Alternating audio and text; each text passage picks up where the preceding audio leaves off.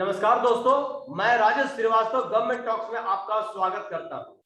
आइए भारत सरकार द्वारा जारी प्रेस विज्ञप्ति की महत्वपूर्ण बिंदुओं पर प्रकाश डालें।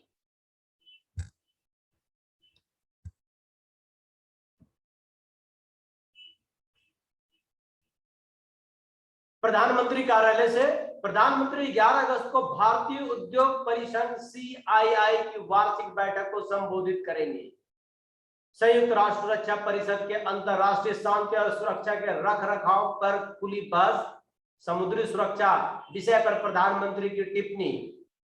प्रधानमंत्री श्री नरेंद्र मोदी ने सेंट विसेंट एंड द ग्रेनाडिन्स के प्रधानमंत्री राल्फ गनसाल्वेस पर हुए हमले की निंदा की। प्रधानमंत्री ने भारत छोड़ो आंदोलन में भाग लेने वाले सभी लोगों को श्रद्धांजलि अर्पित की। प्रधानमंत्री ने पीएम किसान की 9वीं किस्त जारी की। 9,75,00,000 से अधिक लाभार्थी किसान परिवारों के खातों में 19,500 करोड़ रुपए से अधिक की धनराशि सीधे भेजी गई।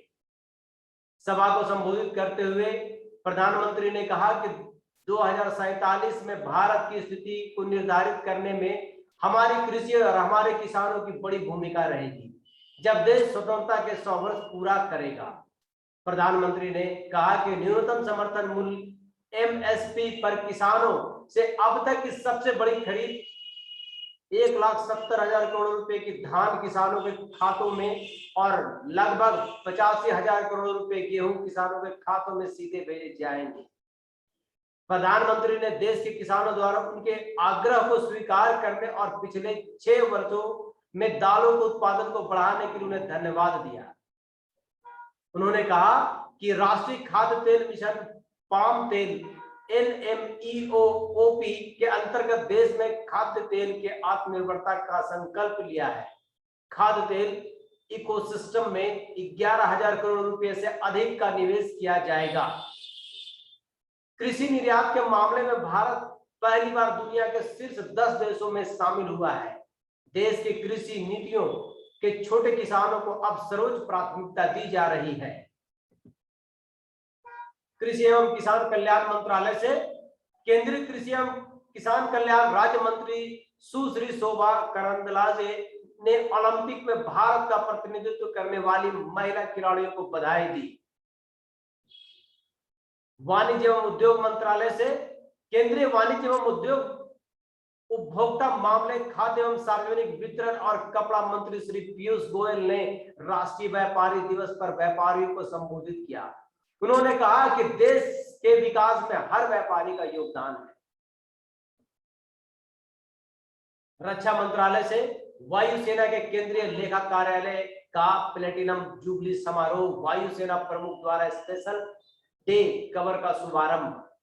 भारतीय नौसेना के जहाज शिवालिक और कदमत द्विपक्षीय संबंधों को आगे बढ़ाने के लिए ब्रुनोई पहुंचे।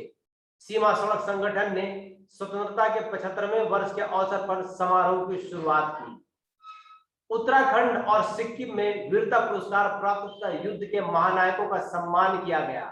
समारोह के अंग के रूप में देश भर में चिकित्सा शिविरों, पौधारोपण अभियानों और स्कूल संवादों का आयोजन किया गया।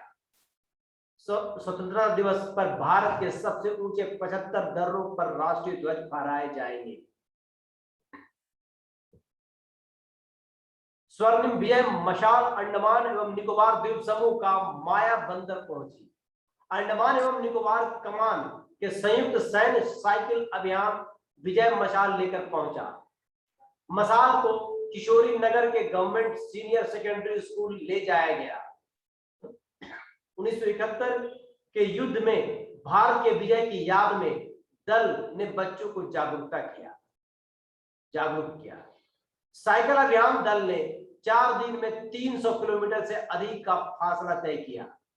रूस में आयोजित होने वाले अंतर्राष्ट्रीय सैन्य खेल 2021 में भारतीय सेना का दल भाग लेगा।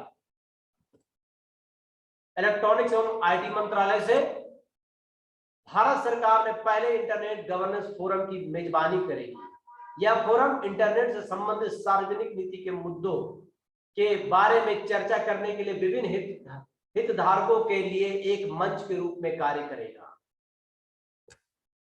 वित्त मंत्रालय से सरकारी स्टॉक 5.63% 2026 की बिक्री के लिए नीलामी, भारत सरकार का फ्लोटिंग रेट बॉन्ड 2033 की बिक्री की नीलामी, नए सरकारी स्टॉक 6.64% 2035 की बिक्री की नीलामी और नए सरकारी स्टॉक 6.67% 2050 बिक्री के लिए नीलामी जारी। सड़क परिवहन एवं राज्य मंत्रालय से श्री नितिन गडकरी ने सड़क दुर्घटनाएं घटाने और सड़क सुरक्षा सुधारने के लिए लोक निजी सहयोग की अपील की। विज्ञान एवं प्रौद्योगिकी मंत्रालय फलों के जीवन काल सेल्फ लाइफ को बढ़ाने के लिए कार्बन आधारित फिर से उपयोग किए जा सकने वाले विषाक्त पदार्थों से मुक्त रैपर। डॉक्टर विनोद पाल ने कहा कि WHO द्वारा प्रस्तावित डॉक्टर आबादी अनुपात को पाने की दिशा में भारत तेजी से आगे बढ़ रहा है। युवा कार्यक्रम एवं खेल मंत्रालय से स्वदेश लौटने पर ओलंपिक पदक विजेता का भव्य स्वागत, खेल मंत्री श्री अनुराग ठाकुर ने किया सम्मानित। श्री अनुराग ठाकुर ने कहा, टोक्यो ओलंपिक में भारत ने कई मुकाम पहली बार हासिल किए हैं। ओलंपिक में टीम इंडिया की सफलता इस बात का प्रतिबिंब है कि कैसे न्यू इंडिया दुनिया में यहां तक के खेल में भी एक प्रमुख शक्ति के रूप में उभरने की इच्छा और आकांक्षा रखता है। तो धन्यवाद दोस्तों, हमारे साथ बने रहिए गवर्नमेंट टॉक्स में।